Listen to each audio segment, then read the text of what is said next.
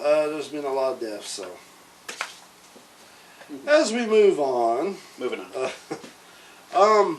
So, Disney Plus is doing all kinds of stuff, trying to get shows, especially shows that is related to the Marvel franchise. Well, the director of the Black Panther has signed a 5-year deal with Disney and will be doing a TV series on Disney Plus about Kingdom of Wakanda. So it's all going to be centered around Wakanda. I don't think it's going to be centered around...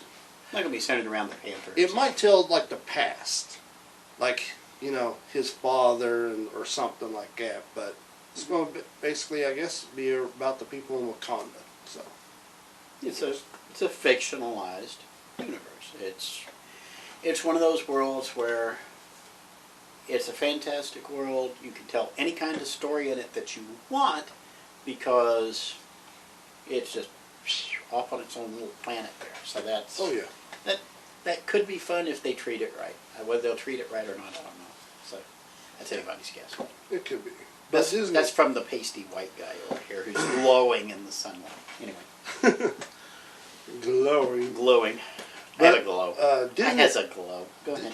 Disney Plus has also reached 94.9 million subscribers. They were at 95 until they canceled Gina Carano. And apparently, they actually estimated, I don't know who sits there and actually estimate this bull, but they said that they will pass Netflix subscribers in 2026. Like, who sits there and says, oh, by this day we'll be past Netflix? Like, what? Here's the hilarious thing. This is the only real money-making revenue source that they have at the moment. Anything that's reliable. The TV shows, ABC isn't making them a dime. ESPN is costing them money. All these things that they have, the book publishers, the Marvel publishing firm, all the other stuff is costing them money. They're just shedding money like crazy. But, by golly, Disney Plus throws out enough cash to help keep them afloat. They will... Disney Plus is one of the few that survived because they have enough material content, and they have enough of a reputation as a studio they can get away with it. Warner Brothers cannot. When you tell people Warner Brothers, what are they going to think of? Most likely Bugs Bunny, Daffy Duck. They'll think of the Looney Tunes. Okay? If you tell people MGM, they'll think of either the Wizard of Oz or they'll think of Tom and Jerry. It's just the way it is. Or some of them might actually say James Bond.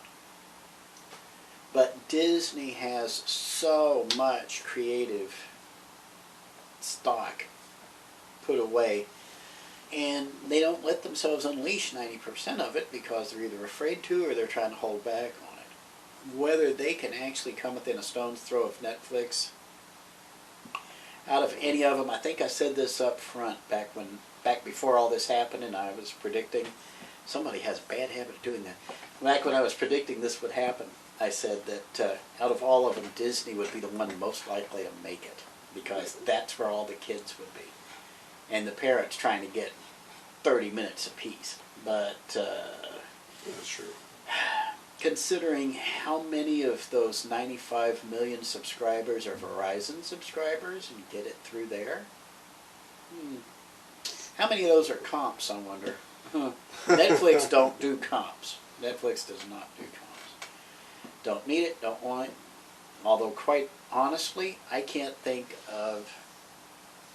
Now, hold on, I'm trying to think. I can't think of anything that Netflix has released in the last 3 years that would make me want to see Netflix. I can't think of anything. I honestly can't think of a single thing Netflix has done over the last 3 years. I take it back.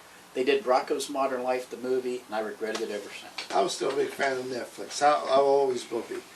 But, you know, I laughed when I thought about this. I don't know. This is where my mind goes. Okay? Hear me out.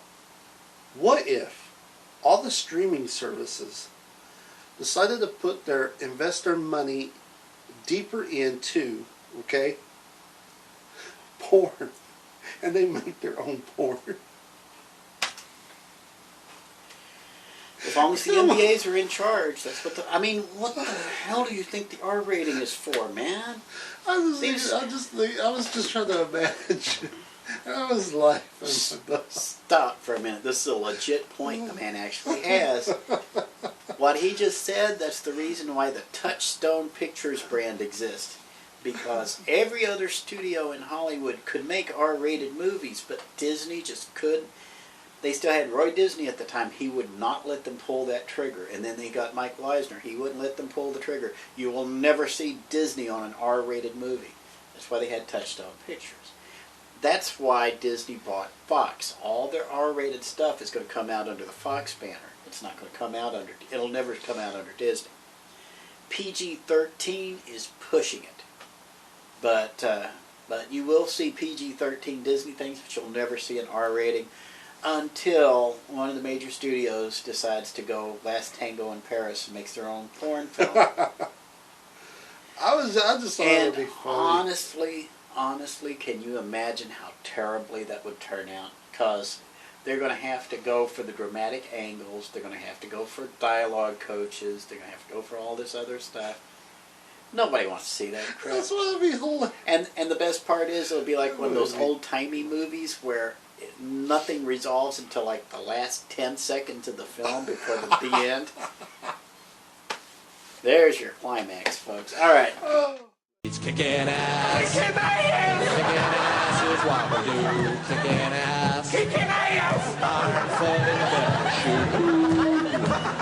We don't care whose ass we kick if we're ever all alone.